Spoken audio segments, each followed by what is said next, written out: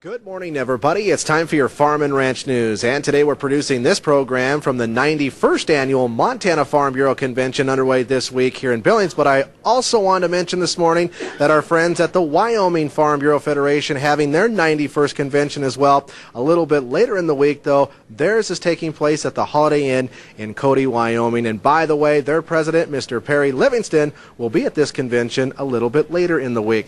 However, with us on the program this morning is the president of the Montana Farm Bureau Federation and a rancher from White Sulphur Springs, Bob Hanson. Bob, let's talk about one of those issues that has just recently resurfaced in both states. Everybody's good buddy, brucellosis. Well, it's a little different this time. The brucellosis is in the bison herd, and they are considered domestic livestock in the state of Montana. The only wild herd of buffalo considered in the state is at the Yellowstone Park. So then being described as domestic livestock, they come under the same scrutiny as the cattle do, and we have a buffalo down on Ted Turner's ranch that has got brucellosis, which is not a surprise, shall we say. Some of those buffalo were brought in from the park, and they've been highly infected, so it was probably going to happen. Well, it is one of those issues that both the Montana Farm Bureau, along with the friends at the Wyoming Farm Bureau, have worked on for many, many years, so it's kind of an unfortunate situation, but I know both states and their departments of livestock, respectively, are on hand right now as that investigation continues. Stay with us. We'll have more from this convention right after this.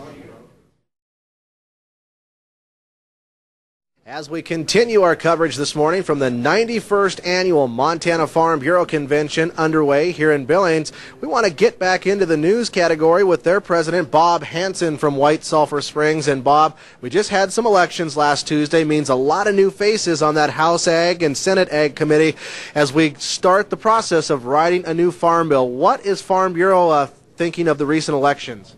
Well, they were, most of them are probably a little more pleased with it because they're a little more conservative type of take on it. And the Farm Bill is going to be an interesting situation because we just can't continue in the spending mode we're in, and some things are going to have to come out of that. The other thing that's somewhat that you have to pay attention to is that that's where all the food stamp programs is also. So it has a big effect on the country in some other ways besides just the Farm Bill.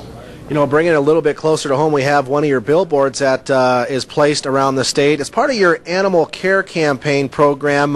Talk about the idea behind this and a little bit about how the idea got started.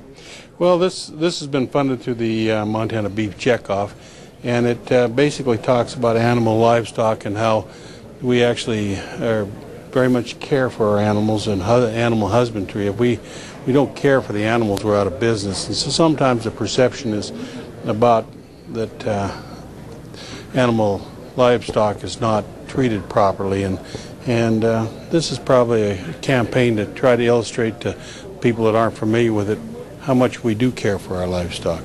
And it's a very, very good campaign indeed. For an update and for more on some of these topics and a whole lot of others from this 91st Annual Convention, don't forget to check out the Farm Bureau's newly and revamped website at MFBF.org. That's a look at your Farm and Ranch News for this morning. I'm Russell Nemitz.